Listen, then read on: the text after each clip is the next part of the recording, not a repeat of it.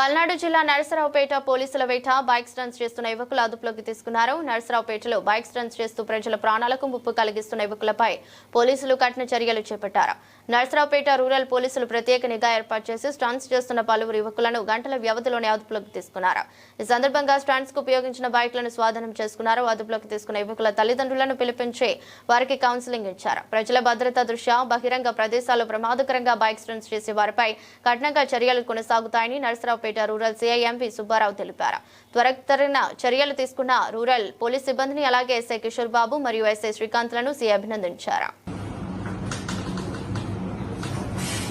నిన్న Narasaraopet rural police station పరిధిలో SRKT bypass రోడ్డులో ఒక కుర్రవాడు టూ వీలర్ ని ప్రమాదకరమైన రీతిలో డ్రైవ్ చేస్తూ ఒక ఫోటో వీడియో సోషల్ మీడియాలో ఇది వచ్చింది.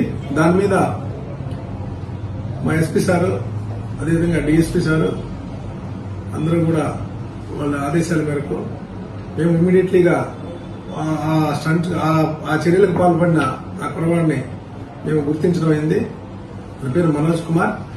అతన్ని నిన్న అదుపులోకి తీసుకుని అతని దగ్గర ఉన్న ఆ స్టంట్ అది చేయడానికి ఉపయోగించాడో ఆ వెహికల్ ని కూడా మేము సీజ్ చేశాం. అదేవిధంగా అతనికి గల డ్రైవింగ్ లైసెన్స్ కూడా క్యాన్సిలేషన్ కి ఆర్టీఓ గారికి పంపిస్తున్నాం. సీజ్ చేసిన వెహికల్ ని కూడా కోర్టుకు పంపుతున్నాం. అదేవిధంగా అతన్ని అక్కడ ఎంకరేజ్ చేస్తూ ఇదే న్యూసెన్స్ కి పాల్పడిన ఒక 8 మంది ఇతర వాళ్ళని కూడా గుర్తించాం. వాళ్ళని కూడా అదుపులోకి తీసుకున్నాం. వీళ్ళందరినీ కూడా కౌన్సిలింగ్ చేసి తల్లిదండ్రులకి కేసు నమోదు చేశాం.